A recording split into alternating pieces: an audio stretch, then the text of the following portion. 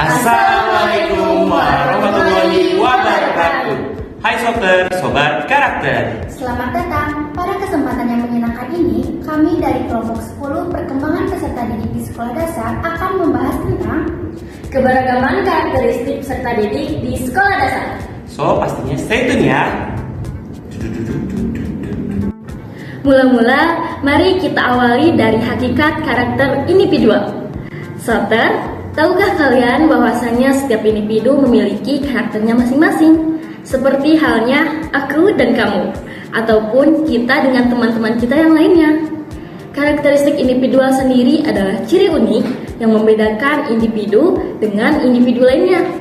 Pada dasarnya, karakteristik ini sifatnya sangat beragam dan akan berbeda-beda tiap individunya.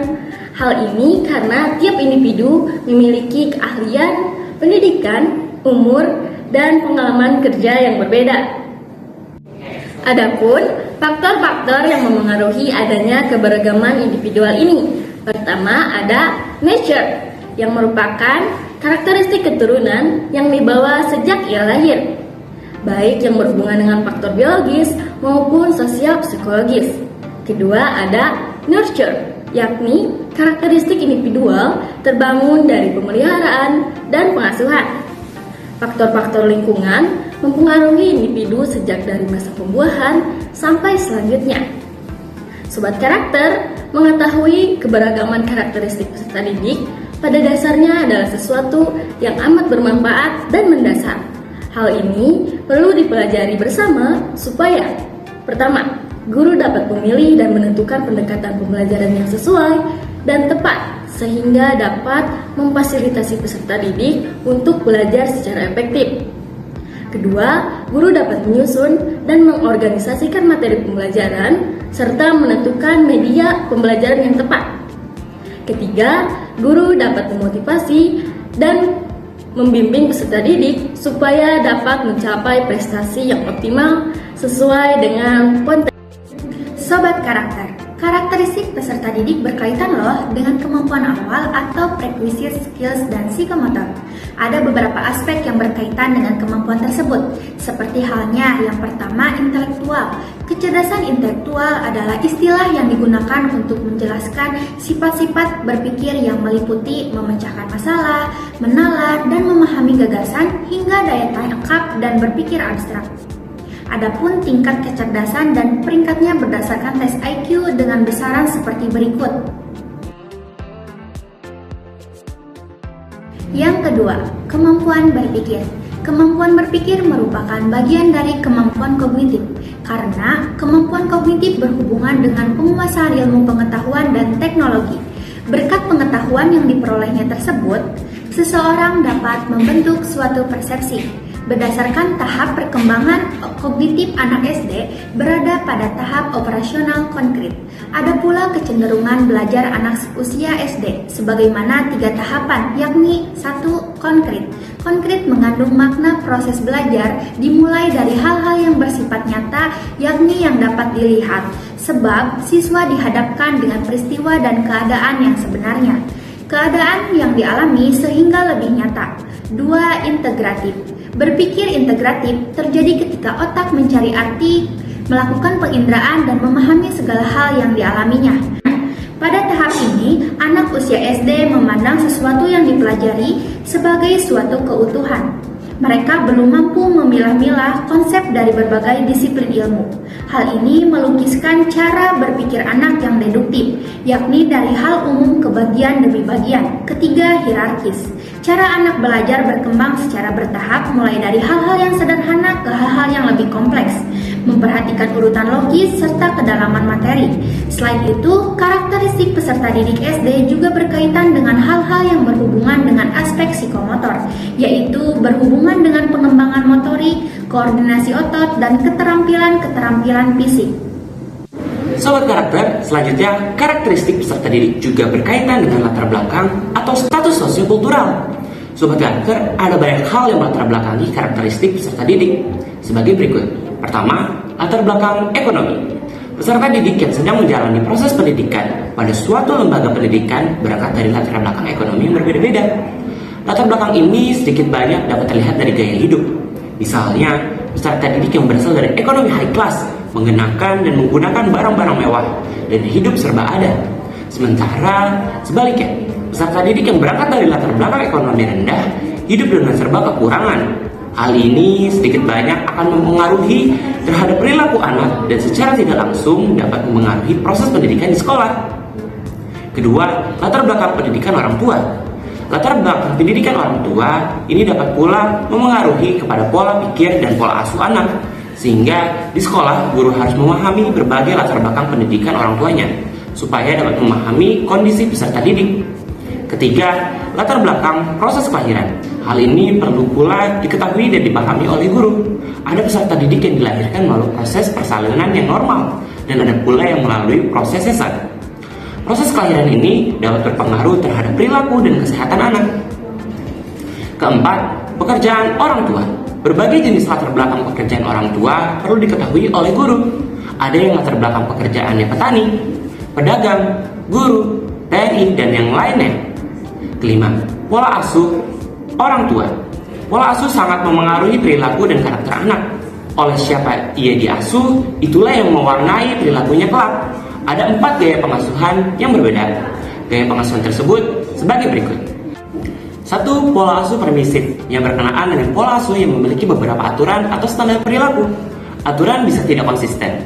Jangan berharap terlalu banyak dari anak, dan terus mengasuh dan mencintai anak-anak.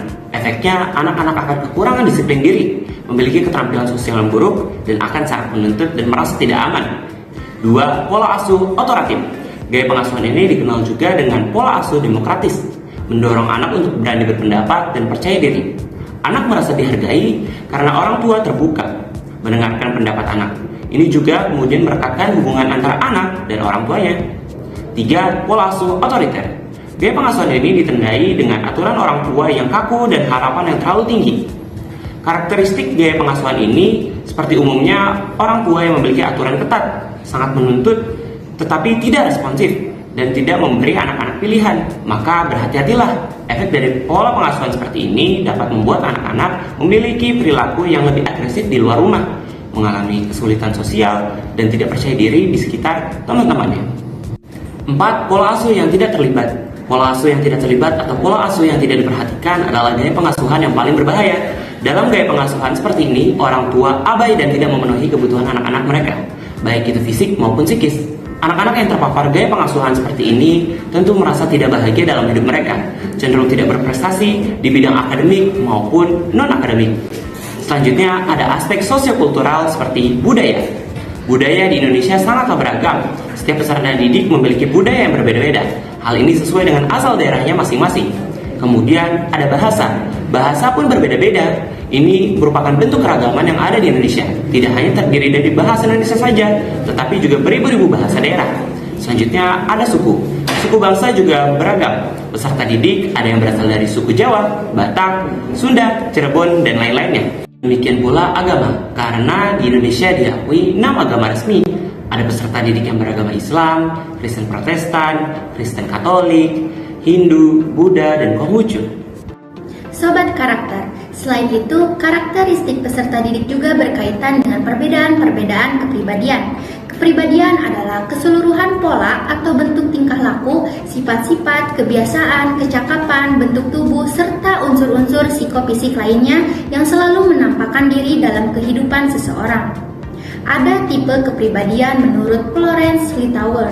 Pertama, sanguinis. Kepribadian yang energik, ramah, memberikan kesan ceria dalam kondisi apapun dan suka memotivasi orang. Namun, biasanya mereka memiliki pola yang tidak teratur dalam menjalankan aktivitas, emosional, dan sangat sensitif terhadap apa yang orang lain pikirkan tentang dirinya. Kedua, koleris. Kepribadian yang memiliki sikap tegas, berorientasi pada tujuan, dan dapat mengatur sebuah tindakan dengan cepat, menyebabkan workaholic, keras kepala, dan tidak peka terhadap perasaan orang lain. Ketiga, melankolis. Kepribadian yang pendiam, pemikir, dan perfeksionis. Anak dengan tipe ini cenderung membutuhkan kepekaan dan dukungan dari orang lain. Keempat, pragmatis. Kepribadian yang memiliki pembawaan yang selalu merasa cukup terhadap yang dimiliki, sederhana, mencari kedamaian dengan lebih banyak diam. Tidak mudah bergaul walaupun sesungguhnya mereka menyukai berada di dekat orang banyak dan mampu menyeimbangkan diri mereka sendiri. Soter semuanya, selanjutnya ada pula kepribadian menurut Carl Gustav. Pertama, ada introvert, yaitu tipe kepribadian yang berfokus pada diri sendiri dan lebih suka menyendiri, cenderung lebih sering berkutat dengan pikiran dan dunia mereka sendiri. Kedua, ada extrovert, yaitu tipe kepribadian yang cenderung menyukai kehidupan luar atau lebih suka berinteraksi dengan orang lain, serta lebih terbuka.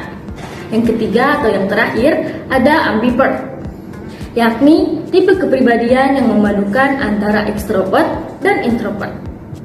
Tipe kepribadian ambivert lebih fleksibel dan seimbang antara kepentingan diri sendiri dan kepentingan umum.